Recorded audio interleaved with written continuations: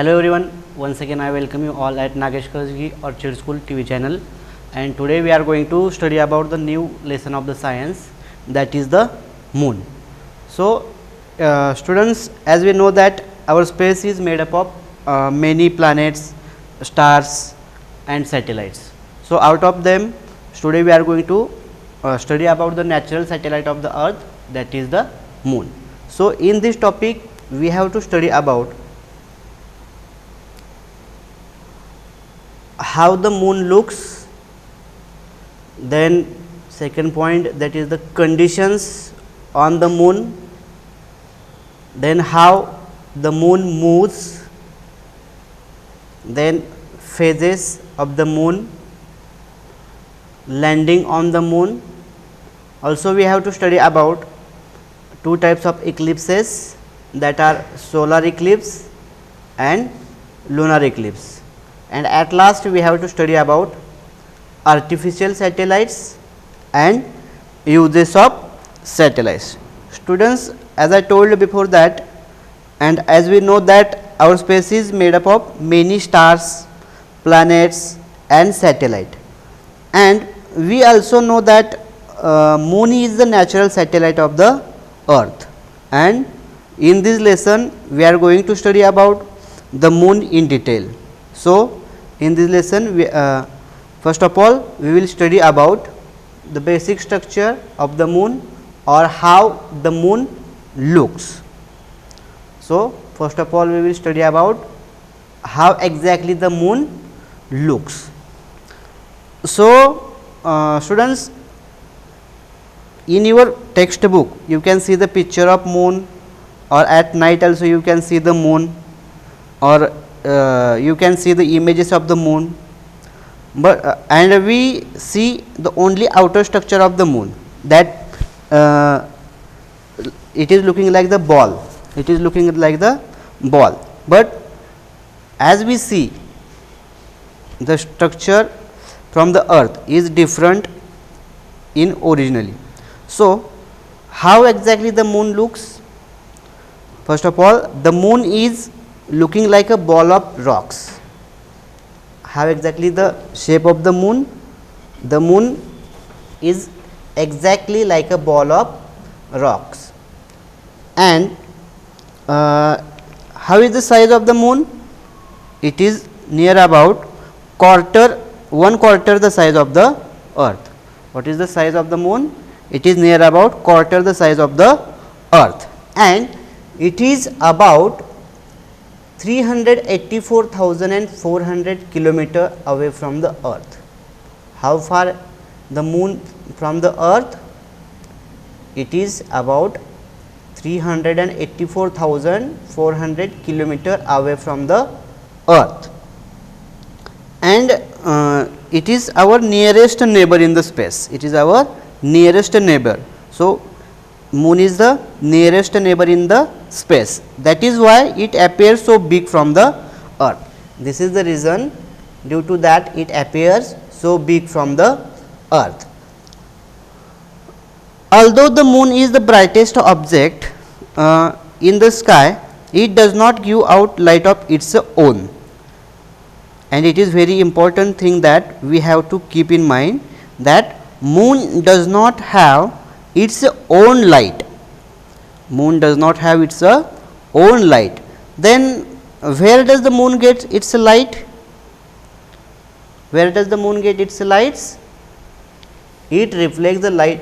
It reflects the light of the sun. It reflects the light of the sun. Where does the moon get the light? Moon get the light from the sun. It reflects the light of the sun. In this picture I will show one picture. Here you can see the moon reflect the light of the sun. Here this is the moon, and these rays show the rays of sunlight or rays of the sun, and this is our earth.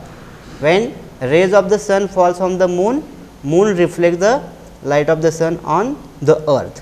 That means the moon reflects the light of the earth. Now afterwards we will see about the second point of the lesson, that is the conditions on the moon. Conditions on the moon. Students, as we know that conditions on the moon are quite difficult, hence it is not suitable for living beings to survive. Conditions on the moon are quite difficult or hard or not suitable for the human beings or any of the living things. That is why conditions on the moon are quite difficult. How? We will see about that. How it is difficult? First of all, there is no life on the moon. There is no life on the moon and it does not have any water and its surface is covered with a layer of dust. First of all, this is the very worst conditions, that it does not have any water and its surface is covered with a layer of dust. That means, due to of less water or unavailability of water, no living beings are found there and its surface is also covered with the layer of dust, and it has mountains. It has mountains and huge round pits called craters on its surface. Craters on its surface. In this picture you can see these craters and mountains on the surface of the moon. Conditions of in the moon, the first condition is that there is no water and surface is covered with the layer, and it also has mountains and huge pits called as craters. That craters you can see in these pictures, craters and mountains on the surface, and the mountains and craters can be seen from the earth also, but we have to use the telescope for that. That means, the mountains and craters can be seen from the earth through a telescope, and like the earth there is no atmosphere. Like the earth there is no atmosphere. There is no atmosphere surrounding the moon, and so there is no wind, no clouds and also there will be no raining. Why? If there is no wind, if there is no cloud, there are no clouds, atmosphere is not there, that is why also raining was been not there, raining is also not there. So, on the earth atmosphere absorb a part of the sunlight. As we know that on the earth, as atmosphere absorb a part of the sunlight, so it does not become very hot during the day. That means, on the earth atmosphere is suitable for living beings. Why? Because it is not too hot or not too cold during the night or during the day, but on the moon it is exactly opposite.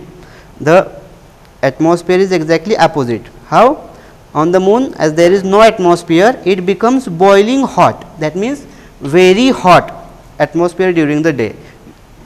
Temperature is very high during the day, and also on the earth the atmosphere retains heat at night. It is very important characteristic of the atmosphere of the earth that it also retains the heat at night. Retains means continue to hold on to something, continue to hold on something. That means, due to of this condition it does not become very cold or does not become very hot on the earth. But however, since there is no atmosphere on the moon to retain heat, it is freezing cold at night. How is the conditions or the atmosphere on the moon at night? It is freezing cold. Freezing cold means very cold, in which in that situation no human beings or no living things can be survive. That type of atmosphere will be there, is there. And if you shout on the moon, this is very another important thing about the moon, that if you shout on the moon, then nobody can hear you. Why? Because sound needs air and air to travel. As we know that sound needs air to travel, but due to absence of air or due to absence of atmosphere, the sound cannot travel, and if you shout or if you talk on the moon, then nobody can hear you, and this is why, because sound travels in air and there is no air on the moon. This is also very important thing about the moon, that there is no air on the moon. Then force of gravity is less on the moon as compared to the earth. As we know that there is a gravitational force on the earth. In our previous lesson we studied about that gravitational force, and due to of gravitational force we are able to stable on the earth, but on the moon there is a less force of gravity, and as we know that gravitational force is more on the earth, and due to that earth pulls everything down with the force of gravity. Due to of gravitational force the earth pulls everything down with the help of or with the force of gravity, and that is why anything that is thrown up comes down. For example, if you throw a ball in the air, then what happens? After some times or within a second, that balls comes again down to the ground. Why this is happening? This is due to a force of gravity or gravitational force, or the gravitational force attracts the ball towards the ground. But in the same way the moon also pulls all the things. In the same way the moon also pulls all the things towards itself, but since it is much smaller than the earth, as we know that gravitational force is less on the moon and gravitational force is more on the earth, but due to of less gravitational force due to of less gravity, it is if we throw anything on the surface of moon, then it goes higher. This means that if you can jump 1 meter high on the earth, then you can jump 6 meter high on the moon with the same effort. For example, if you can jump 1 meter high on the earth, then in the same force you can jump 6 meters on the moon. That means it is due to of less gravitational force. In fact, your weight on the moon would only be 1/6 of your weight on the earth. Suppose your weight on the earth is near about 60 kilogram, then your weight on the moon will be near about only 10 kilogram. So, these are all about the conditions on the moon, and which are quite difficult as compared to the earth. Hence, no living things could be survive or unable to survive there on the earth. Now, after this we will move on the next point of the lesson, that is how the moon moves. How the moon moves. The moon revolves around the earth. The moon revolves around the earth in the same way the earth revolves around the sun, and it takes around 28 days. How much days or how much time does the moon require? It requires 28 days or sometimes nearly about a month to complete or to make a one complete revolution around the earth. If moon have to revolve or moon have to complete one revolution, it requires near about 28 days or sometimes nearly about a month to revolve around the earth. And as we know that there are some, as we know that there are some natural and artificial satellites in the space, and the moon is only the natural satellite of the earth. As we know that there are so many satellites, so many planets in our space, but only the moon is the only natural satellite of the earth. So, what is meant by satellite? Here is the definition of satellite. You can see a satellite of a star or planet is an object that goes around the star or planet. What is meant by satellite? A satellite of a star or planet is an object that goes around the star or planet. So, and the moon is only natural satellite, and natural satellites of planets are known as the moons, and the moon or the earth has only one moon. The earth has only one moon. I will show one picture about that, exactly how moon revolves around the sun. In this picture you can see the moon revolving around the earth, and for to complete one revolution around the earth, moon requires near about 28 days or sometimes nearly a month. Now, afterwards we have to study about the next point of the lesson,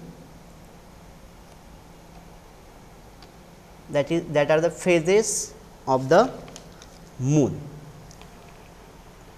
Now, we will see about the phases of the moon. As we know that the moon as seen from the earth appears to change its shape every day. As we see that sometimes we see full part of the moon, sometimes we see only the crescent part, or sometimes we see half part of the moon.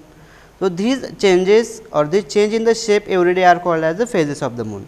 As mean the moon as seen from the earth appears to change its shape every day, and from a every day from a thin crescent to the full circular moon, and this is because we only these are called as the phases of the moon, and this is because we only see the part of the moon that reflects sunlight to us, and the rest of the moon is dark. So, this is because only we see the part of the moon that reflects sunlight to us, and the rest of the moon is dark, and these different shapes of the moon as seen from the earth are called the phases of the moon. What are the phases of the moon? The different shapes of the moon as seen from the earth. Different shapes of the moon as seen from the earth are called as the phases of the moon. So, according to their phases, we can say, according to the shape we can say different phases, and we can give the names to the different phases, that new moon, crescent moon, half moon, gibbous moon, full moon, etc. So, first of all we will see about the new moon. So, what is mean by new moon? When the side of the moon facing us gets no sunlight. When the side of the moon facing us gets no sunlight at all, then we cannot see the moon, and we call this a new moon, and it is on a day first of its revolution. Suppose today moon is going to revolve around the earth, then the first day of that phase is the new moon, and that time we cannot see the moon, and we call this a new moon. Then afterwards there next phase of the moon is the crescent moon. As the moon moves along its orbit, a small portion of the side facing us gets sunlight. As the moon moves along its orbit, a small portion of the side facing us gets sunlight, and we can see the crescent moon, and it is after 4 days or on the day 4th of the beginning. Afterwards, the next phase of the moon is the half moon in a week.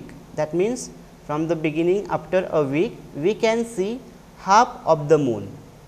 It is on day 7. On day 7 we can see only half moon, and this is called as the half moon phase. Then gibbous moon, after 3 more days, that means on day 10th or 10th day, we see 3/4 of the moon.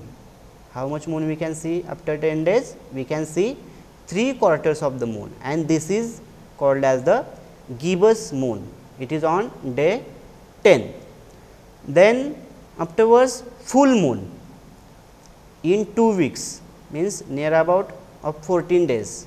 We can see entire side or entire side facing us gets sunlight, and we can then see the full moon, that is on day 14, and after this the phases start to reverse.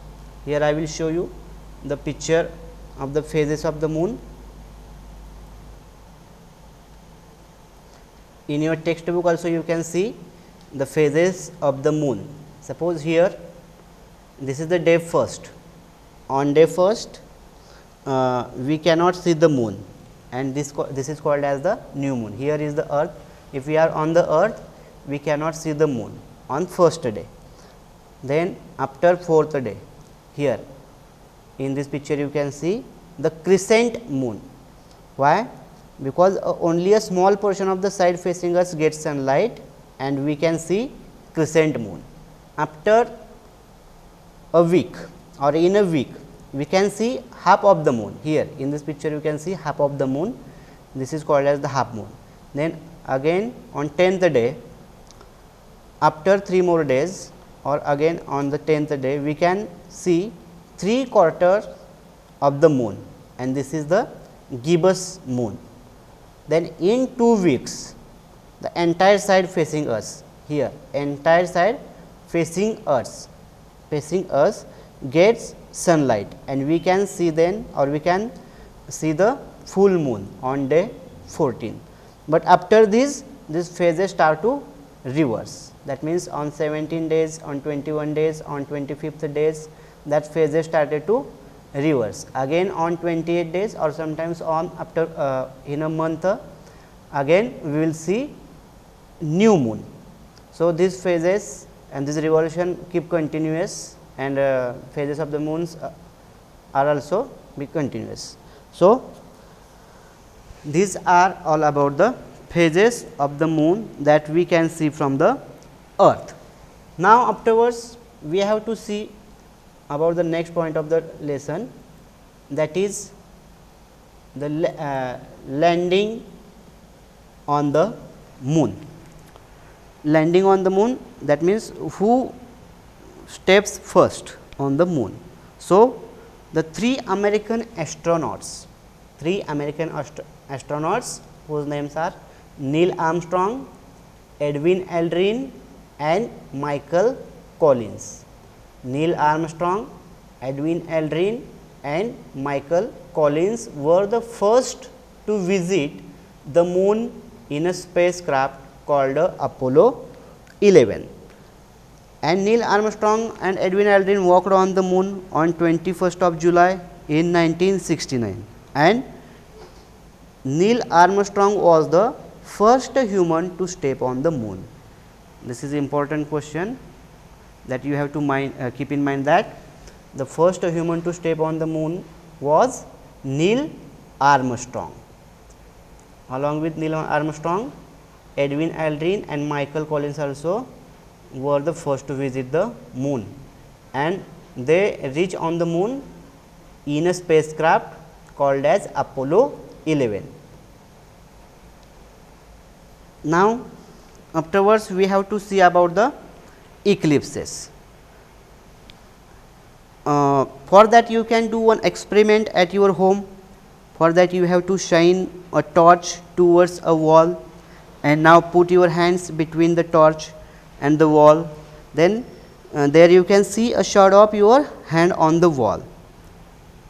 Like that you can do the experiment at your home also. First of all you have to shine a torch towards a wall, or afterwards you have to put your hand between the torch and the wall. Then there you can see a shadow of your hand on the wall. Why this is? This is due to of the rays of light. And in the same way the earth and the moon also cast shadows in space when sunlight falls on them. In the same way the earth and the moon cast shadows in space when sunlight falls on them, and this shadow falls on another heavenly object like other planets, like moon, like earth, etc., and it causes an eclipse. According to the position of the earth, sun and the moon, eclipses are being divided into two kinds, that are solar eclipse and lunar eclipse. So first of all we will see about what is mean by solar eclipse. So sometimes the moon comes, or when the moon comes in between the sun and the earth. This is very important. When the moon comes in between the sun, and the earth. then it blocks the light of the sun and casts a shadow on the earth, and the people in the shadow can either not see the sun at all or can see it only partially. Partially means only some part of the sun, and we call this a solar eclipse. We call this a solar eclipse. This condition is known as the solar eclipse, and there are two types of solar eclipses, that are total solar eclipse and another one is a partial solar eclipse. So, what is meant by total solar eclipse? If the sun is completely blocked, or when the sun is completely blocked by the moon, then we can see or we can experience a total solar eclipse. That means, we cannot see any part of the moon, and in opposite to that, or if it is only partially blocked, then we experience a partial solar eclipse, and the eclipse ends when the moon continues on its orbit. When moon starts to continuous in its orbits, then that type of eclipses are been end. So, the eclipse ends when the moon continues on its orbit and moves away. So, a solar eclipse lasts only for around 7 minutes. Keep in mind that a solar eclipse lasts only for around 7 minutes. But another one thing you have to keep in mind, that never watch a solar eclipse directly, even through sunglasses also. Why? Because the light from the sun is very strong and can damage your eyes. So, never watch a solar eclipse directly, even though sunglasses also. Why? Because the light from the sun is very strong and can damage your eyes. Here in this picture, I will show you the image or the picture of solar eclipse. In your textbook also you can see the solar eclipse. This is the sun, this is the moon, and this is the earth. When moon comes in between sun and earth, from that picture you can get clear idea about the solar eclipse. This is the sun and these are sun rays, and due to a moon, or when the moon comes in the path of sun and comes in between the earth and the sun, the shadow of the moon falls on the earth, then we can call that as a solar eclipse. Sometime it is been total solar eclipse, or sometime it been partial solar eclipse. Then afterwards we have to see about the lunar eclipse. So, what is meant by lunar eclipse? When the earth comes in between the sun and the moon. When the earth comes in between the sun and the moon, the shadow of the earth can fall on the moon, then you will not able to see the moon, or can only see it partially. Then this condition we call this condition in the space are known as lunar eclipse, or we can call this a lunar eclipse. And like the solar eclipse, lunar eclipses are of two types, that are total lunar eclipse and partial lunar eclipse. So, in our next session we will see in detail about the lunar eclipse, and we will conclude our session here today, but it is very important to see about the things that we had discussed in our today's session. So, first of all, we discussed about how the moon looks, then we studied about the conditions on the moon, then afterwards we studied about how the moon moves, phases of the moon, landing on the moon, and about solar eclipse. So, here with this point of the lesson we conclude our session, and in our next session we will see the remaining part of the lesson. Till that, you have to read the topic properly and try to find out the hard words and important point from the lesson. Thank you.